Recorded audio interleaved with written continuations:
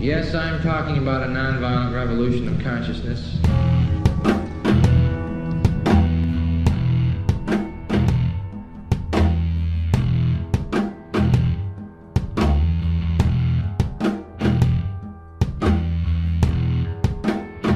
Everyone comes to a point in life in which we reflect upon those things that matter. There are some who choose to ignore the depth of this question, and there are others who follow this question into oblivion. Is it possible to walk the middle path, to ask these questions and yet embrace the possibility of never arriving at an answer? Is it possible to live our lives not in the absence of a corrupt world, but despite it? If you were asked to ponder the one thing that matters most in your life, what would it be? Security? Money? Success? Sex? Power? Have you ever considered why? Why we crave? Do we not have enough? What happens when we have all the money, all the security, all the success, sex, power, but haven't found peace? What happens if we gain the world without an ounce of love or appreciation? We end up only wanting more.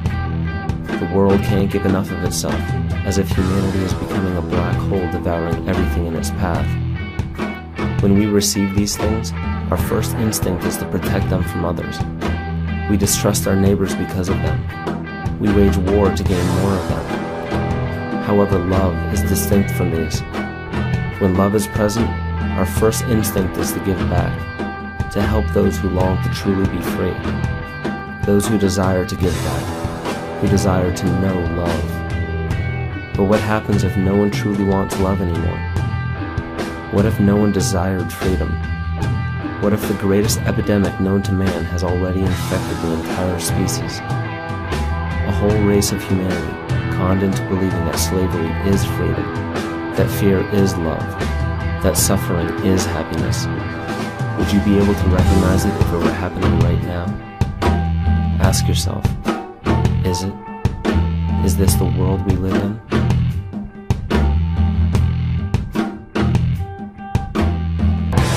You ain't got nothing to live for, you're better off dead. Yes, but what if a man has got something to live for? That's different. Then nothing should stand in his way.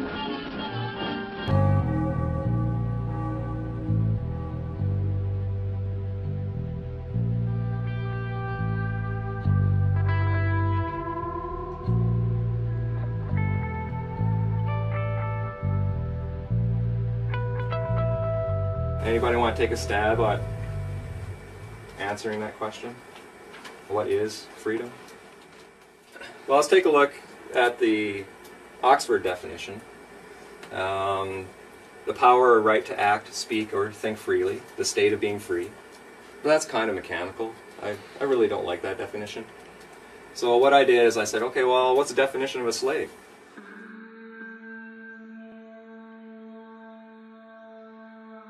A person who is a legal property of another and is forced to obey them, or a person who is excessively dependent upon or controlled by something. Okay? So if you're dependent on something, are you free? No. No. If you're controlled by something, are you free? No. No. So if we want to be free, then maybe we need to get rid of our dependencies and the controls in our life.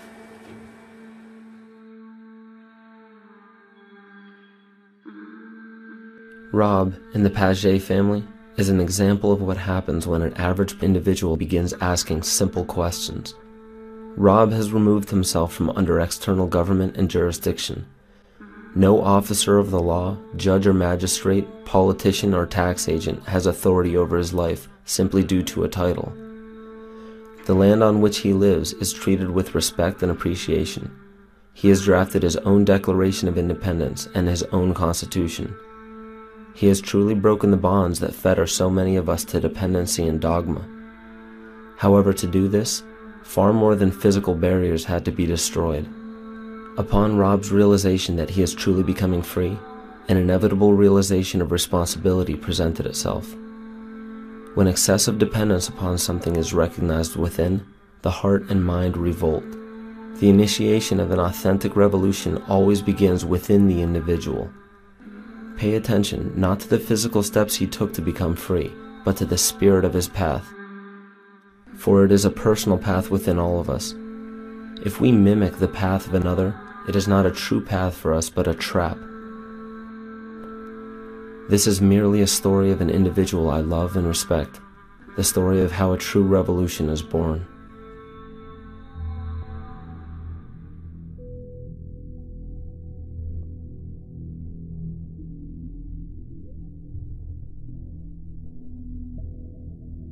With self-governance, I am 100% responsible and 100% accountable for everything that I say and do. And that's what kind of led to us building the Earthship and to building a power system and living off-grid. But when we talk about off-grid, it's not just the power grid that we're talking about. There's also the corporate grid. And so myself personally, I've gotten rid of the mortgage, credit cards, loans, bank accounts. I don't have any of those kind of things anymore. So I'm off of the financial grid and I'm off the corporate grid as much as possible as well. If I started like growing our own food, generating our own power, then we're not susceptible to disruptions in the grid should there be a failure. And because of its complexity, the probability of that happening is increasing over time. The complexity of a system is a direct reflection of the amount of burden that the people are placing upon the system. Every government would have to grow if you keep placing more burden upon it. All of that burden is actually the responsibility that we no longer, as the citizens, want to take care of on our own anymore. We want our government to take care of it for us. So all of that burden feeds the system, and that's how the system grows. If a system is becoming faulty, if a system is becoming corrupt, that's because the foundation or the soil that that system has grown out of has become faulty and has become corrupt. So that's the first place that we need to start looking, is the foundation, the soil that this system grew out of. We need to start looking at the people.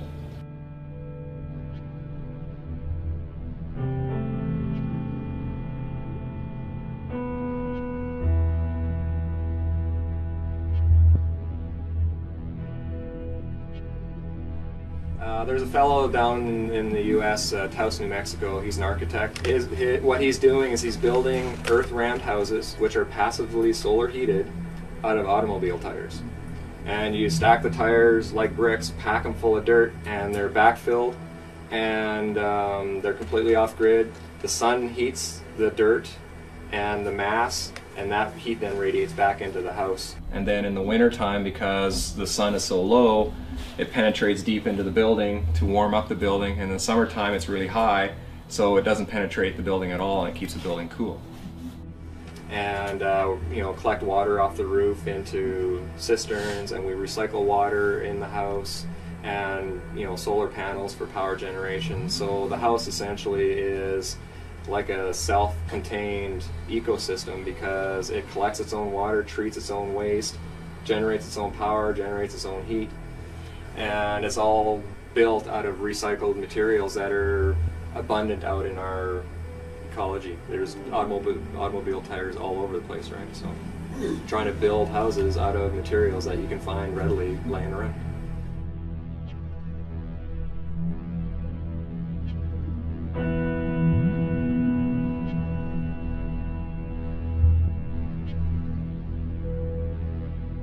My wife is studying to be a homeopath at the time, and she started recognizing that there are a few things that are going on in the medical industry that isn't necessarily good for us. And through the process of learning about some of the medical issues that we were learning through Carrie's education, it started to wake us up to some of the other things going on in our economy and in our political system and that kind of stuff. It's not a healthcare system, but a keep you sick system so that they can make lots of money through pharmaceuticals. I held on to crap in my life, and whether it's emotional or mental, and my body had a real hard time dealing with it. You know, I've since learned that it's holding on to that stuff is what causes cancer and, you know, all kinds of illnesses and distress on the physical body. So we decided to take our matters into our own hands and be responsible rather than react to what was going on. We decided to be proactive, and so we came out while the economy was at its hottest, and we sold everything, came out here. That all stemmed really from some of the things that Carrie was bringing back from her studying, and she brought this term natural person back from school and said, "Hey Rob, you know, have you heard of this?" No. So I started looking into it and realizing that there's this huge deception going on in the political arena, well, and the medical arena and the economy and all that kind of stuff too. But my initial reaction was I was extremely angry and upset. How dare they do this? You know, they're supposed to be there to protect us and guide us and help us, not manipulate us. And that's kind of started my road towards trying to understand their system and learn what human rights is all about and what freedom is all about.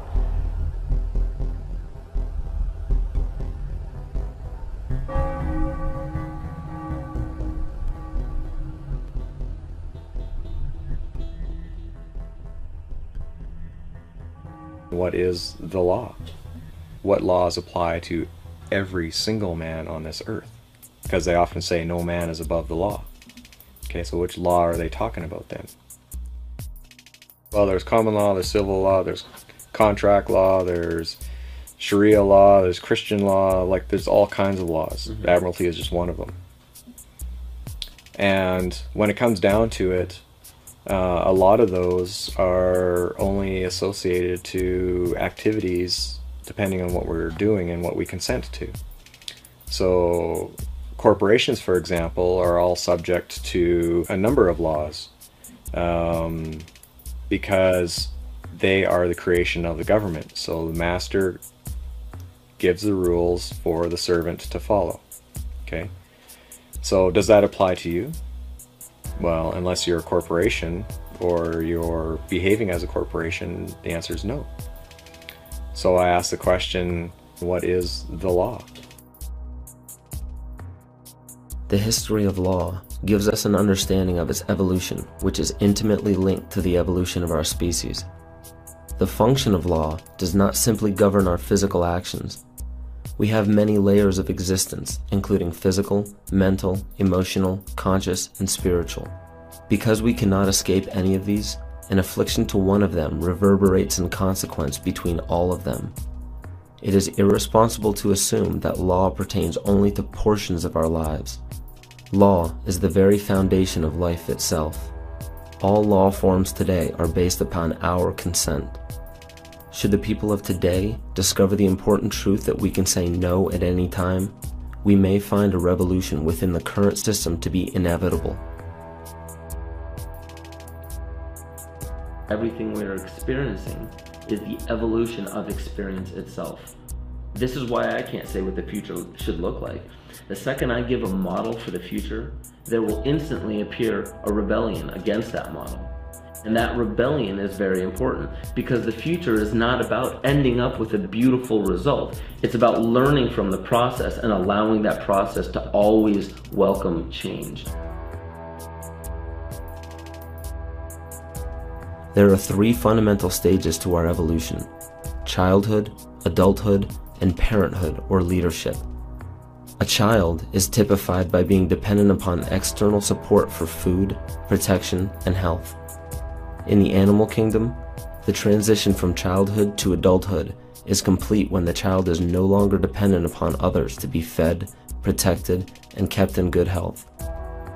We are a species of perpetual children today in our society.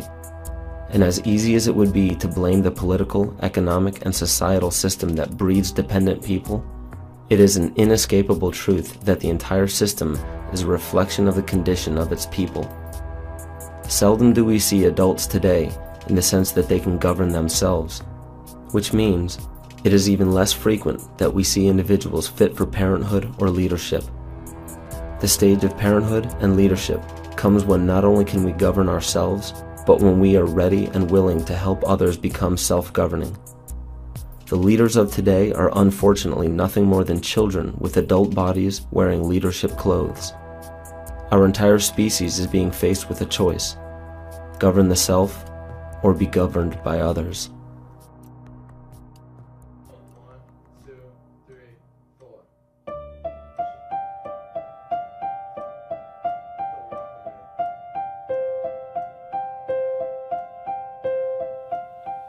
Problem with courts these days that I see is that people don't see them for what they really are. I was raised to respect authority, follow the authority, and do as they say. And I think most people are brought up that way. What I've learned though is that authority is based 100% on our consent to being governed. And I found a Supreme Court ruling that says that the consent of the governed is a foundational principle of democracy. Now, what's consent?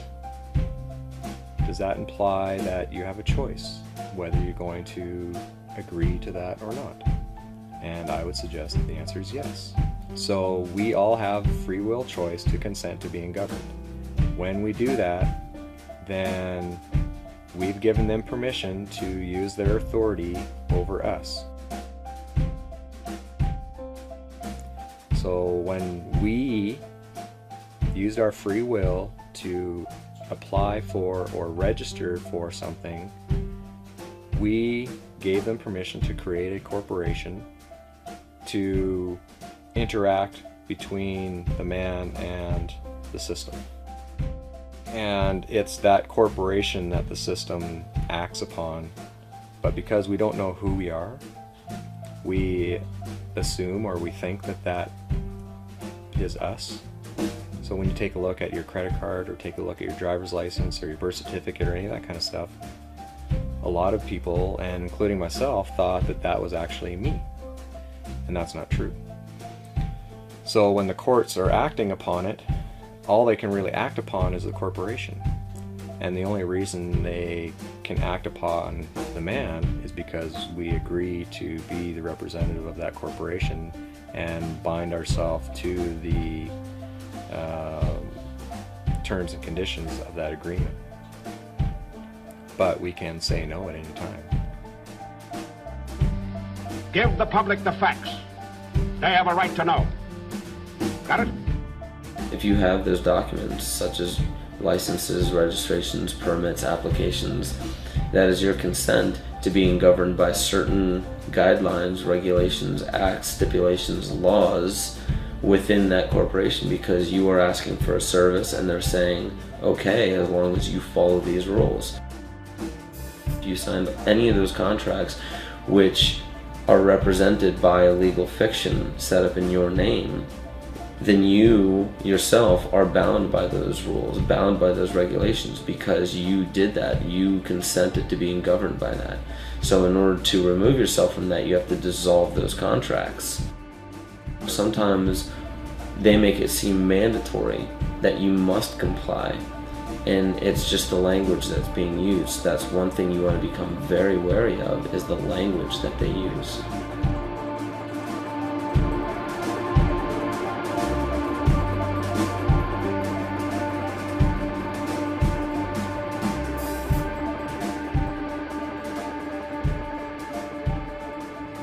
If I was to ask you, how do you define person, what would the normal definition of in our community be for that word? Human being. And if we take a look at the dictionary, it says a human being regarded as an individual. That's what we would normally view the word person to be. In law, okay, now we're using their words. Whenever you're dealing with corporations and the government and all that kind of stuff, person means an individual or incorporated group having certain legal rights and responsibilities. Not a human being regarded as an individual, but as an individual or a corporation. So they actually said, compare artificial person and natural person. So I did. So I looked it up and I compared them. Artificial person, a legal entity, not a human being. Natural person, a natural person is a human being that has the capacity for rights and duties. Just because you have the capacity doesn't mean that you're going to use your free will to exercise them.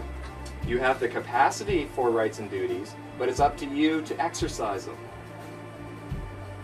I actually found the legal dictionary that they use in the US. So every time they argue about the definition of a word, yeah, it's a volume that's as long as my arms of books. So by curiosity, I looked up the word person. And on each page there was probably, I would estimate, about 15 different definitions with each court case. And the word person ran for around 200, 250 pages. So there was literally thousands of different definitions for the word person. How can anybody possibly learn all that in order to protect yourself? Well, part of the Magna Carta states that to none will we sell or deny a right or a justice. Well, what that means is that if you want to exercise your rights and you want to have justice, they can't sell it to you.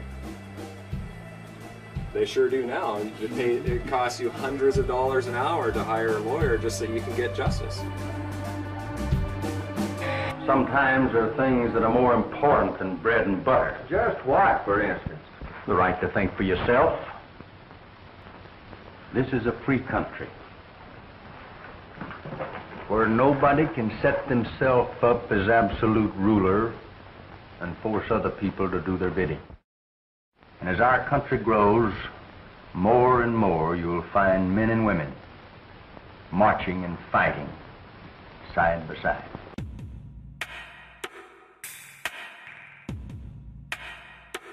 So at the Revolution, the sovereignty devolved on the people, and they are truly the sovereigns of the country. But they are sovereigns without subjects, with none to govern but themselves. The citizens of America are equal as fellow citizens. And this was a U.S. case in, what's the year, 1793. So every U.S. individual is sovereign if they knew about it and if they hadn't got hooked into the corporate game that's being played down. So, a sovereign, a person, body, or state vested with independent and supreme authority. So, if you're sovereign, does that mean that somebody else has authority over you? No. You have the supreme authority. What about an officer of the law? They have no authority over you. They're your servant, okay? But what they do is they try to get you into a contract so that you contract away your rights so that they then have authority over you. Asking for a driver's license, insurance, and registration. If you give it to them, that's a contract. You then gave them authority. Then they can do whatever they want to.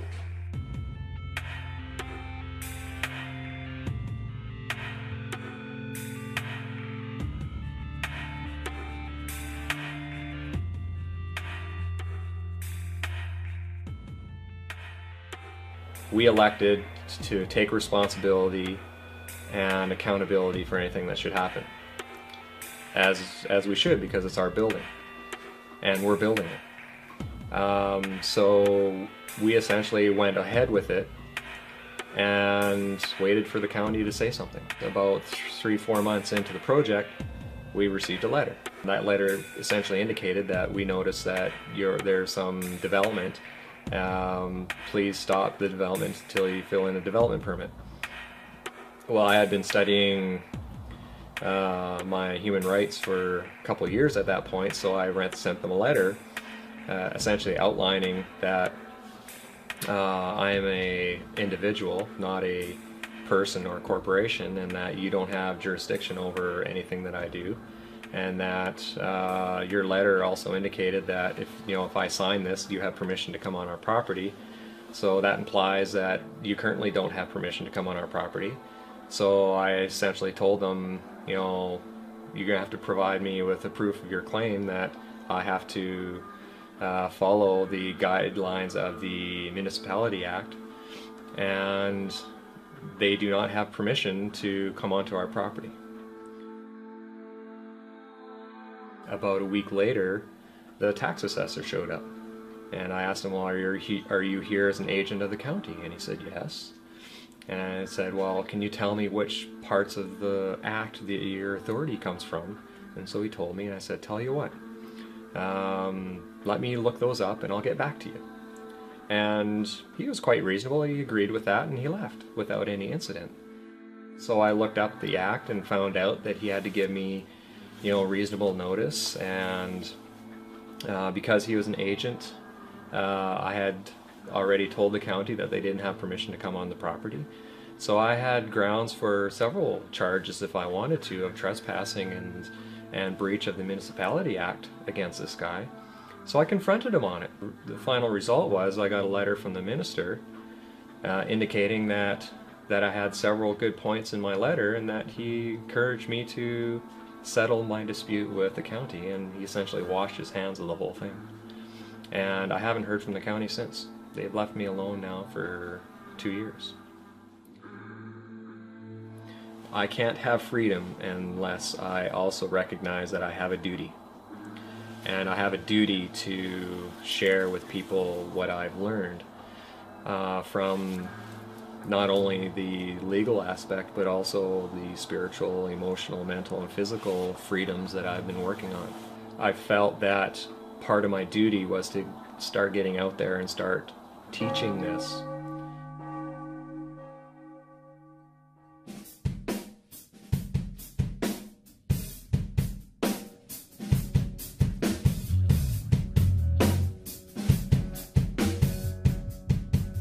Petro.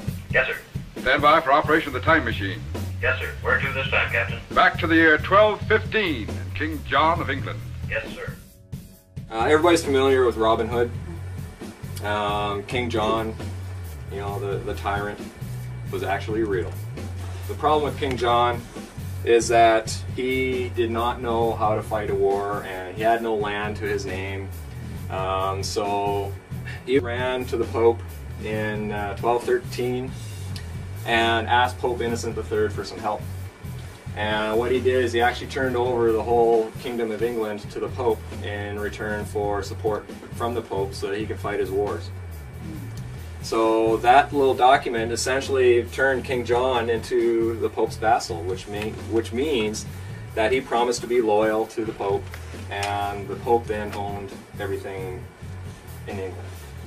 A couple years later, his barons cornered him and stuck a knife to him and said, you know what, we're not happy with the way you're treating us, we want you to sign this Magna Carta. That if I sign this, I shall be no king. You have given me 24 overlords. These 24 will see that you carry out the terms of the Magna Carta. You have no choice, King John, but to sign. So the Magna Carta was the basis of English law. That's right, Jet. And the basis of American law as well. The English Magna Carta became the model for the American Bill of Rights. This is the founding document for our human rights within our country, within Great Britain, within the United States, Australia, New Zealand, South Africa, any crown colony. Their legal systems are based on this document. But he was doing it at knife point. He's under duress. Is that a legal contract? No. So I have a question. If it was under duress and this is not a legal contract, then how can they possibly continue using this document as the basis for our legal system?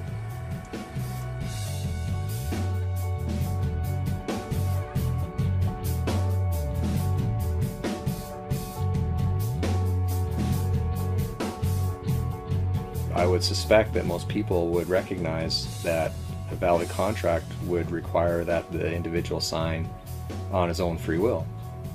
And that wasn't the case. And the Pope at the time, Pope Innocent III, recognized that as such because he also said that it was invalid.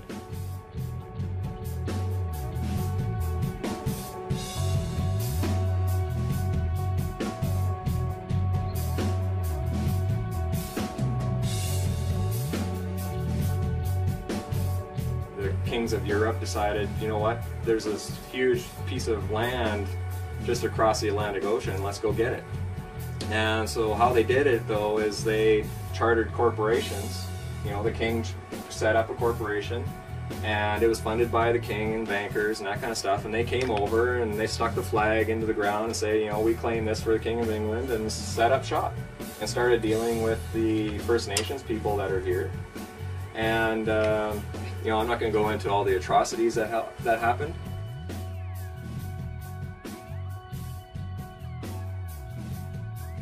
Literally millions of First Nations people died, either as a result of disease, wars, starvation, and so that genocide took place just so that they can colonize this land.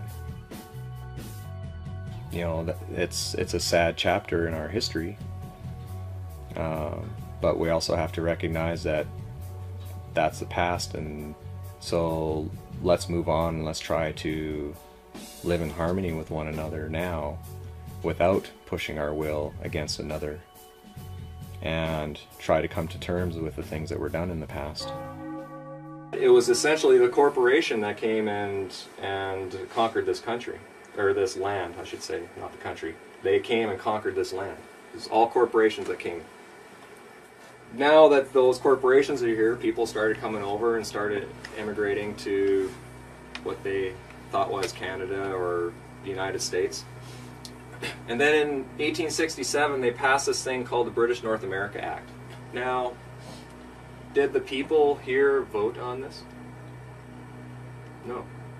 This is a piece of legislation from Great Britain. That's all this is. The BNA Act is just legislation from the Parliament in Great Britain. But it was passed off on us as a constitutional document. In order for you to have a constitution, the people have to vote on the document, not the representatives in the legislature. This document merged all the colonies into one colony called Canada. That's all this document did. But it was passed off as forming a country. The people of Great Britain went and started traveling around the world and bringing their legal system with them. And even though the US declared their independence in 1776, they still based their legal system on British system.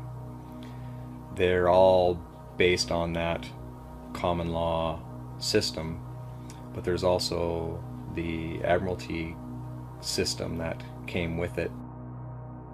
Representatives from, you know, Canada, Australia, South Africa, New Zealand, you know, all those got together with Great Britain and started talking about, okay, how can we really set things up so that we can be autonomous from Great Britain? And so they actually met for a couple of years, 1926 and 1930, to formulate how this was going to work. And then the king then passed the Statute of Westminster, and that essentially broke the tie between Great Britain and Canada. Okay, the king is no longer a part of Canada. Canada is no longer affected by any statutes or regulations from Great Britain. Because the link to the crown was broken, technically we are in anarchy. We have no document to actually set up the framework for how our government is supposed to operate in this land. In 1947, they wrote a letters patent creating the office of Governor General.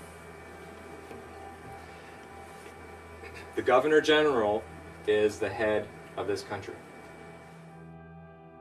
We have been compelled to create a permanent armaments industry of vast proportions. 3.5 million men and women are directly engaged in the defense establishment. Now, this conjunction of an immense military establishment and a large arms industry is new in the American experience. We recognize the imperative need for this development, yet we must not fail to comprehend its grave implications. There's not one piece of territory or one thing of a monetary nature that we want out of this war. We want peace and prosperity for the world as a whole. Let's go through these words and let's see if you understand them now. Okay. Governor General. What's a general? Military. Lieutenant. More generals. What's a company? It's like 4 brigades of man and heavy equipment. An officer. Okay? The taxpayer is actually an officer who holds an office. Commission. How many here work for commission under a social insurance number? So you're actually a commissioned officer. Okay, so even some of the financial terms have military connotations. And it's all done under admiralty, which is military.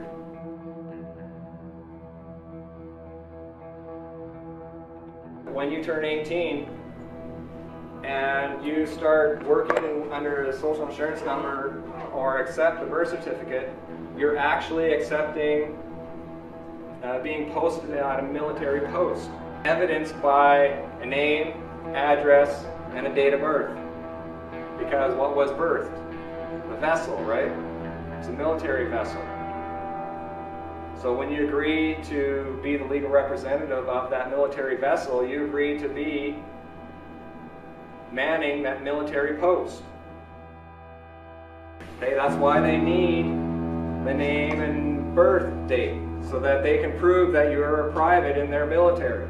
All of these documents, whether you're registering property or applying for driver's licenses, a birth certificate, all that kind of stuff, it's all in the public, which means it's all on the military side, and you're holding military offices when you have these documents on your possession.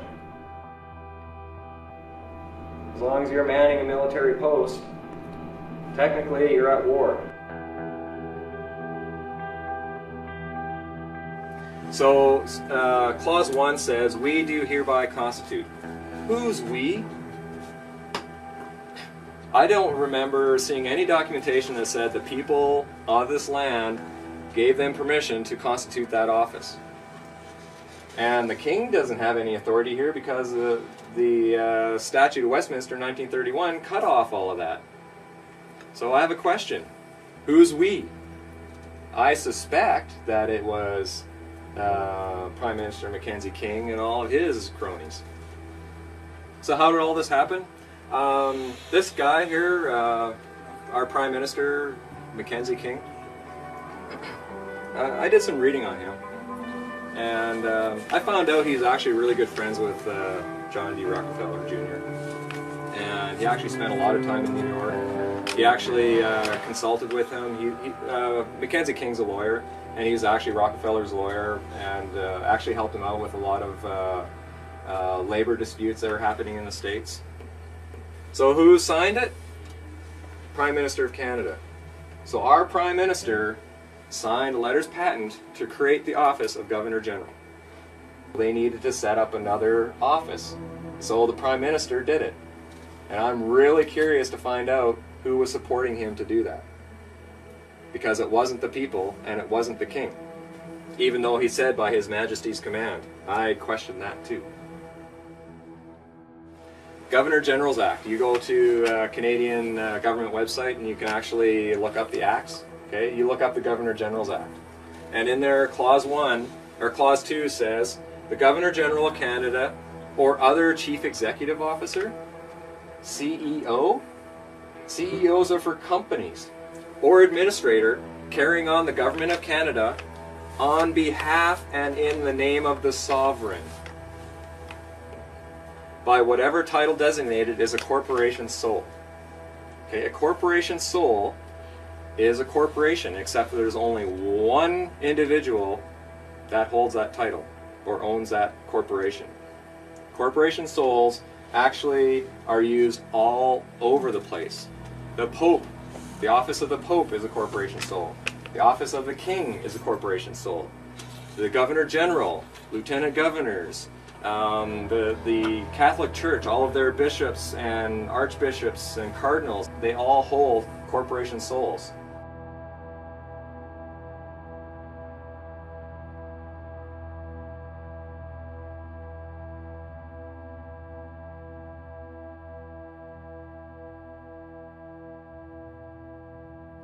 This was on the Governor General's website about 10 months ago.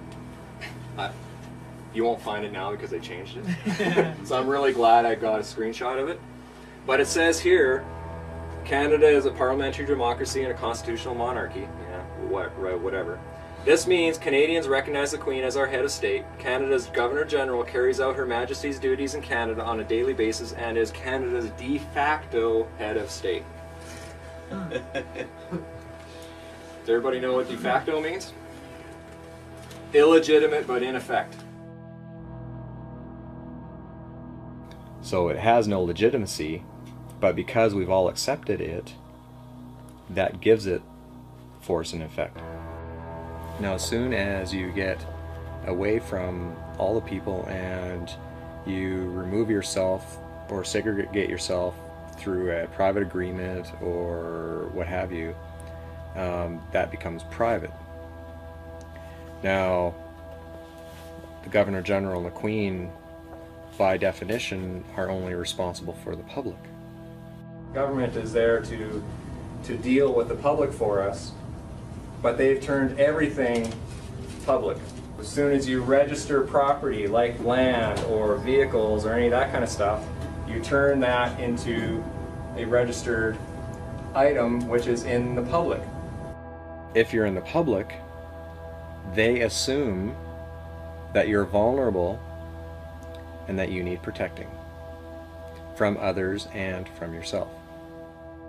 As soon as you're using all of your corporations, that's all on the public side, and that's all governed by the public, which is the government.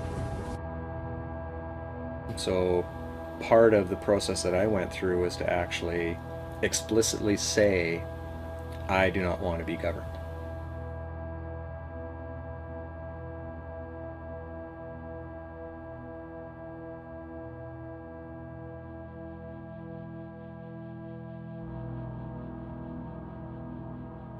This is the fundamental rule of all forms of law. Without your consent, you cannot be governed. There is not a single law in existence created by man that is mandatory. There are many that give the illusion of being mandatory, but therein lies the most important aspect to all of this. It is your responsibility to investigate and understand what governs you. Not just physically, but mentally, emotionally, consciously, and spiritually. There are tyrannical governments that force their law upon the people unjustly. Some do not have much of a choice to move away from these areas. However, most do have a choice, yet allow justifications to keep them exactly where they are. If we were on a train track just minutes away from being hit, most of us would move, yet some have the tendency to complain about how inconvenient it is to move. There is still a choice. Human ingenuity can surmount any obstacle. The only requirement is the desire to surmount. If we are willing to complain or rebel against the system that governs our actions, we should know how and why it does so. In doing this, it is important to understand who we are, where we are, and what options we have.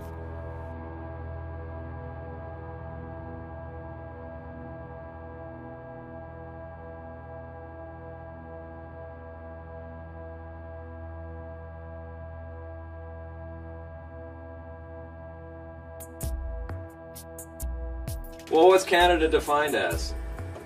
In the Interpretation Act, Canada, for greater certainty, includes the internal waters of Canada and territorial sea of Canada. Okay, now that word includes is a tricky word. There's a legal maxim that says the inclusion of one is the exclusion of all others. Okay, so whenever you see the word includes, it means it's this and nothing else. Hold on here. You're trying to tell me that Canada is just water? Yes, it is. This red, that's Canada. We, sitting in this basement, we are not in Canada. Well, the term Turtle Island, my understanding, is an actual word that the First Nations people called North America. When the Europeans came over, they then started putting their own terms and words to the land. However, it was all done through corporations. Well, that's why they need the Admiralty courts, because Canada is only water. You can't have law of the land if you have no land. You need Admiralty courts to operate in Canada because it's all water. You need your ships. Okay. Everybody know where they fly the flag on the Parliament buildings in Ottawa? On the top of the Peace Tower, because they don't have any land to plant their flag. You need land to plant a flag. Take a look at the U.S. Securities and Exchange Commission. You type in the word Canada, it's listed there. Canada actually has to file with the U.S. Securities and Exchange Commission every year.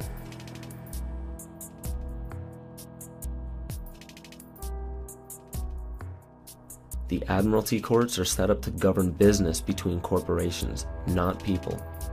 The jurisdiction of Admiralty courts does not deal with human affairs.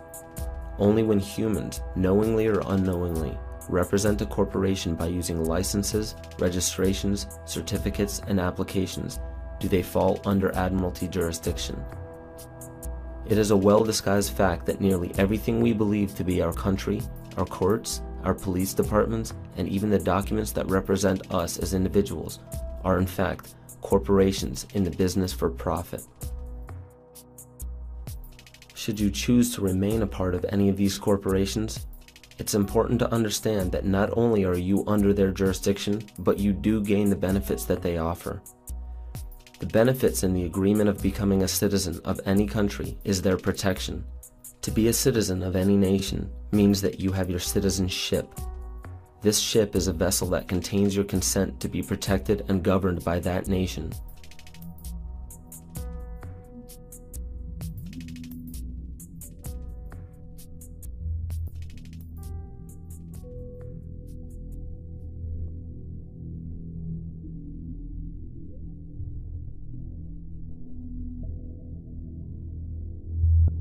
It was November of '07 when I actually got pulled over by city police. You know, they had 2 or 3 police cars there, but what essentially happened is he came up to the window and said, you know, asked me for my driver's license, insurance, and registration. And I actually told him, well, I don't have a driver's license. And he goes, yeah, that's why I stopped you. I'm not a corporation, and I do know that I'm not here to submit to other people's authority. I didn't realize it at the time, but I was actually testifying to him. I didn't need to tell him that I didn't have any of those documents. At that point, he then asked me, well, what's your name? Well, I told him, well, my friends call me Rob. I don't let a name define me, or I don't let a career define me. I'm not a name or a label. Again, I was testifying. I didn't have to disclose to him my identity, but it was enough information for him to make the link between that name and the name that he has jurisdiction over, which is the artificial person that was on the driver's license that was expired. And that was grounds enough for him to proceed with filing charges of driving without a driver's license. And he essentially gave me to the count of 3 to accept these, or he would continue filing more charges and tow the vehicle. And I finally accepted under, you know, I was extremely stressed out at that point because I didn't want to lose my property and that kind of stuff. So I accepted them and decided to deal with it through letters. Like if I was a judge, for example, and you walked in and claimed that you're sovereign, one of the things I'm going to look at is, okay, does this guy behave like a sovereign? Did he, you know, provide me with pre-notice and, you know, try to resolve the issue before it even came to court? And was he honorable in his communications and his interactions with people?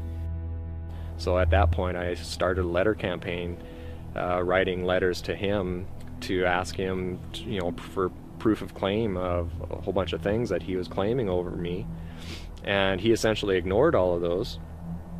So I showed up in court for the plea. Okay, now I know what the plea is all about, right? So I didn't go in there with all my books. I essentially went in there to essentially say, you know what, there is no harm done here. There's no cause for this court to be hearing. The judge wouldn't hear any of that. he kept asking me for the person, Robert Ernest Page. And I kept saying, well, I'm here on this behalf, because I'm not that person. I'm man. But he finally said to me, okay, you know what, I'm entering in a plea. Well, first off, that was probably a no-no on his part. And he told me to plead guilty. But he said that from the facts of the case, it didn't look like I had a chance. Then he told me, make sure that that person is in court. You know, I was still nervous, I was still shaken and that kind of stuff, but I left court excited because I successfully got the judge to recognize me for who I am, not as that artificial person. But I still have court to deal with. So when I got there, the Crown called me up, so I went up there. This was before the judge was there. And he asked me for my name. I didn't give him a name. I told him I'm a third-party intervener under injury, because the artificial person's being called to court, not me. But I'm the one that was injured. I was stopped, which is an injury, detained for an hour and a half, and had to go through a whole bunch of letters and that kind of stuff. So he pointed to the ticket and then goes, well, is that you? And I told him, that is not me. And I think he was getting frustrated. He said, go sit down. So I went and sat down. All I know is that when they resumed court, they heard the rest of the cases, and then they called Robert Ernest Page up, and I stood up, and she turned to me and said, case dismissed on lack of evidence. I move for an immediate dismissal. There's no sound basis for this case. There's not the slightest evidence. That was tremendous feather in my cap, because I was able to successfully stand as a man in front of them without them intimidating me, and let them know that I know how this game works now. Never a few men try to take over the rights of honest citizens. They always fail. They sure do.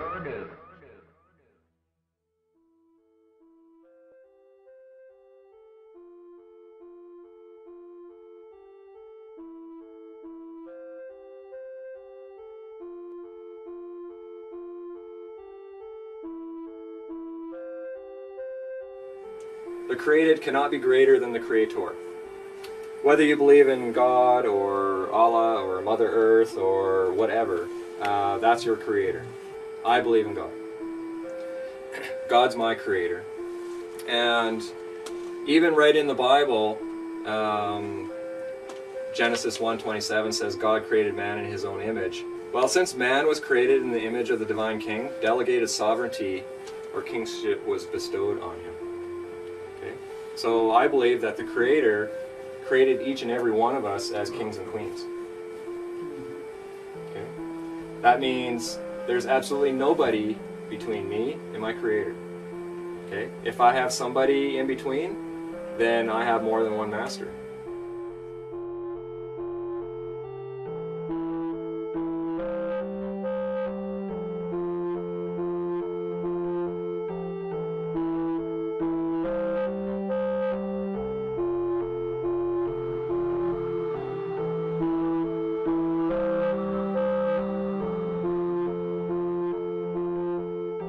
Masters could be the pursuit of money. Money would be one master that I used to bow to. I would do anything for money. Other people, I used to submit myself to other people's authority without even question. Whether that be, a teacher or politician or police or whatever. Does that mean I don't respect them? No. I honor them for who they are and what they're doing and the path and the journey that they're on.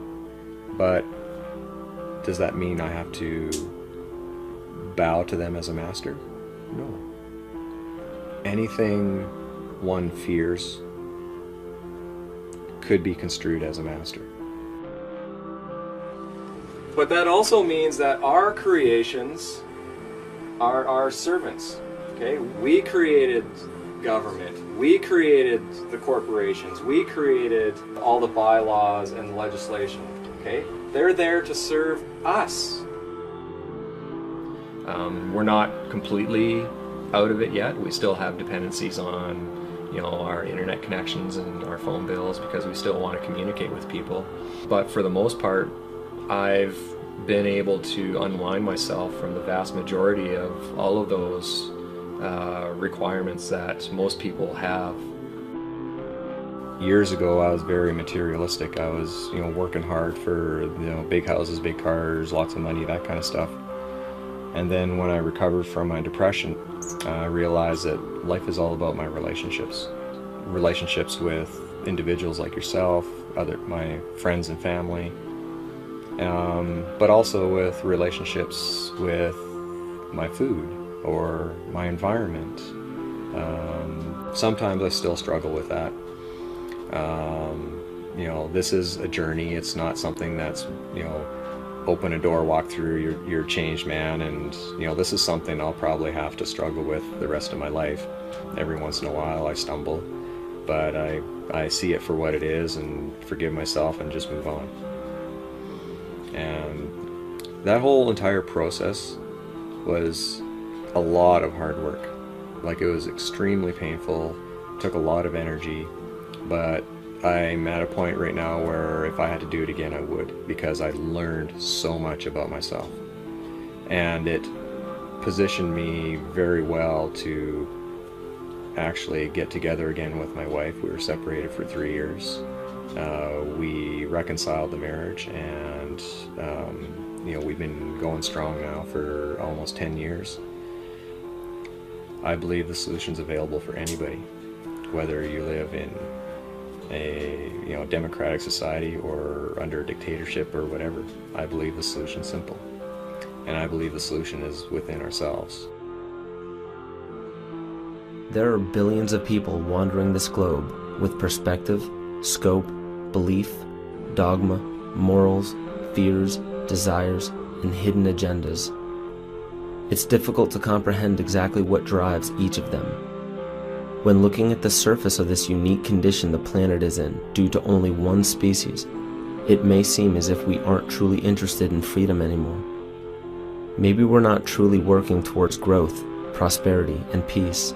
Again, it's difficult to pinpoint why we are a species of perpetual war and perpetual deceit, matched by perpetual heroism and perpetual compassion.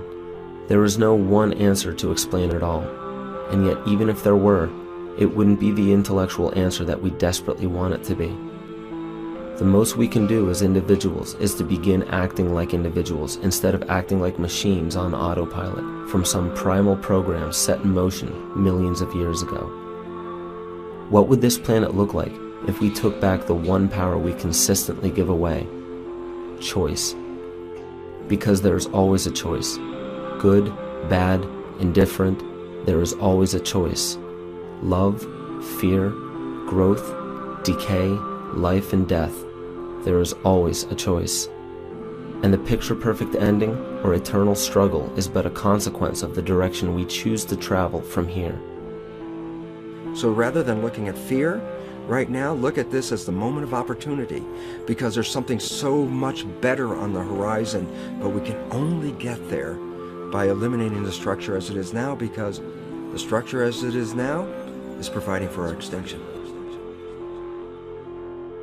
Let the word go forth from this time and place to friend and foe alike that the torch has been passed to a new generation born in this century, tempered by war, disciplined by a hard and bitter peace, proud of our ancient heritage, and unwilling to witness or permit the slow undoing of those human rights to which this nation has always been committed and to which we are committed today at home and around the world.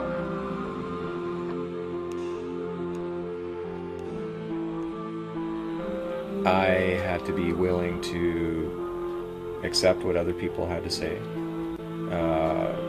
do critical thinking to evaluate whether it's true or not. I had to learn. I had to learn how to change. I had to face my fear and confront my fear. I had to be honest with myself, which was difficult. I had to learn how to let go. And I had to learn to stand up for what I believe. And I had to learn that it all took hard work to get through all of that.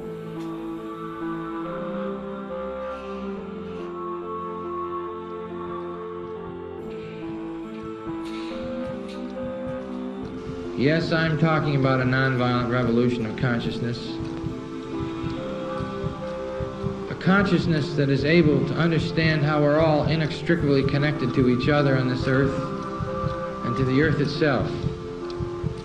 And that if we violate those fundamental principles, we do so at our own peril. Yes, we can continue to live in this delusion and the denials of reality because it's painful, it's frightening, sometimes it's terrifying. It's terrifying to face the truth. So I ask each of you to search your hearts as to what your truth is for being a citizen of the earth, promoting justice as a foundation for peace. It's not going to happen magically, and I think it's not going to happen by relying on these political structures and institutions.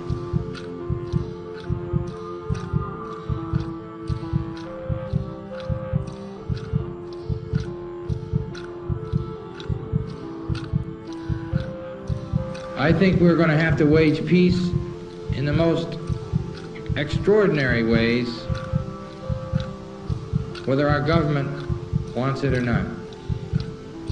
You will know in your heart what to do, but I know that without a nonviolent revolution of consciousness, we will not survive as a civilization or as a planet. We can choose to have peace if we want to pay the price. And what more glorious goal and value do we want than peace for all people? And so I look forward to working together with you all, with we the people, to build a new society. A society that understands that we are not worth more and they are not worth less, and that we will be willing to pay the price and take the risks to wage peace with all fellow and sister human beings.